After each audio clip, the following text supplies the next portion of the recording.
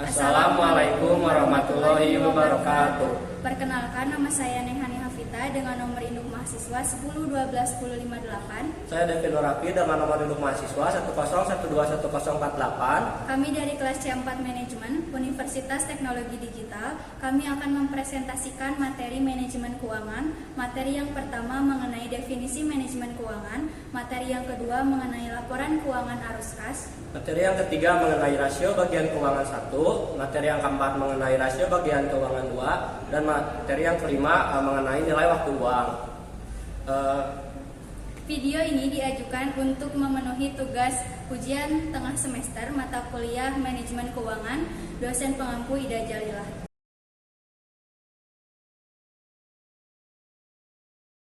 Materi manajemen keuangan yang kami ambil untuk dibahas yaitu analisis rasio keuangan. Analisis rasio keuangan merupakan suatu analisis yang digunakan untuk menilai kinerja keuangan didasarkan perbandingan data per pos yang terdapat di laporan keuangan, baik laporan posisi keuangan maupun laporan laba rugi. Jenis analisis rasio keuangan, yang pertama rasio likuiditas, yang kedua rasio manajemen aset, yang ketiga rasio manajemen utang, yang keempat rasio profitabilitas, dan yang terakhir rasio nilai pasar. Yang akan kami bahas yaitu rasio likuiditas dan juga rasio manajemen utang. Rasio likuiditas merupakan kemampuan perusahaan dalam membayar utang jangka pendek atau utang dalam kurun waktu kurang dari 1 tahun. Dibagi menjadi dua, yang pertama rasio lancar dan juga rasio tetap. Untuk yang pertama yaitu rasio lancar, rumusnya adalah aset lancar dibagi liabilitas lancar dengan rata-rata industri 4,3. Di sini ada contoh laporan posisi keuangan di Unilever Indonesia Tbk untuk menghitung rasio lancar pada tahun 2021 yaitu Rp7.641.208 dibagi 12.445.152 hasilnya 0,61. Untuk tahun 2020, Rp8.828.360 dibagi 13.357.536 hasilnya 0,66. Dapat ditarik kesimpulan bahwa kemampuan perusahaan dalam membayar utang jangka pendeknya efisien karena di bawah rata-rata industri dan pada tahun 2021 mengalami peningkatan keefisiensian membayar utang jangka pendek walaupun hanya beda 0,5 saja. Yang kedua yaitu rasio tetap dengan rumus aset lancar dikurangi persediaan dibagi liabilitas lancar dengan rata-rata industri 2,2.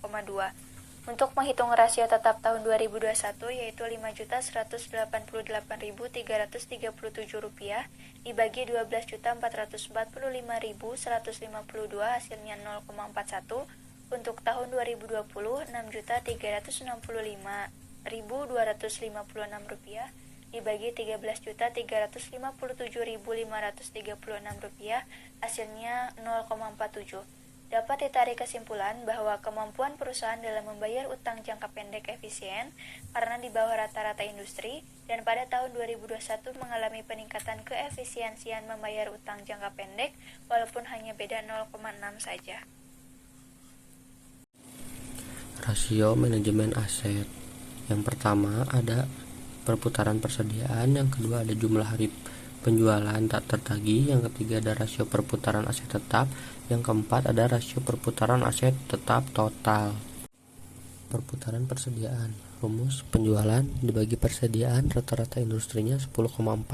Tahun 2021 29.261.468 dibagi 1.207.585 hasilnya 24,2. Tahun 2020 17.325.192 dibagi 805.436 hasilnya 21,5.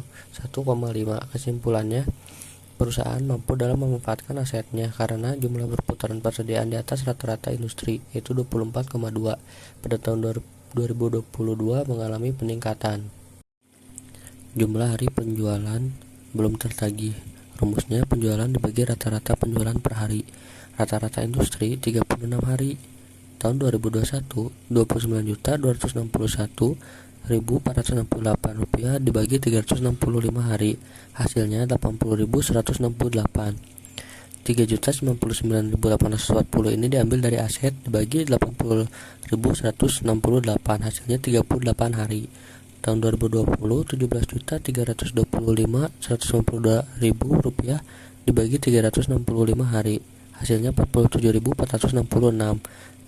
Kemudian 1.578.867 dibagi 47.466, hasilnya 33 hari. Kesimpulannya, pada tahun 2020 kemampuan perusahaan dalam memanfaatkan asetnya tidak efisien, yaitu jumlah perputarannya hanya 33. Pada tahun 2001 mengalami peningkatan sehingga perusahaan efisien dalam memanfaatkan asetnya karena di atas rata-rata. Rasio perputaran aset tetap, rumusnya penjualan dibagi total aset tetap, rata-rata industrinya 2,8. Tahun 2021 29.261.468 dibagi 17.912.203, hasilnya 1,6. Tahun 2020 17.325.192 dibagi 15.662.399, hasilnya 1,1. Kesimpulannya, perusahaan kurang mampu dalam memanfaatkan aset tetapnya sehingga tidak efisien karena di bawah rata-rata industri, yaitu 2,8. Rasio perputaran aset tetap total, rumusnya penjualan dibagi total aset tetap total, rata-rata industrinya 1,8. Tahun 2021 penjualan 29.261.468 dibagi 36.123.703, hasilnya 0,8. Tahun 2020 penjualan 17.325.192 dibagi 24.056.755, hasilnya 0,7. Kesimpulannya, perusahaan kurang mampu dalam memanfaatkan asetnya sehingga tidak efisien karena di bawah rata-rata industri, yaitu 1,8. Sekian presentasi yang bisa kami sampaikan. Mohon maaf apabila ada kekurangan dan kesalahan. Wassalamualaikum warahmatullahi wabarakatuh.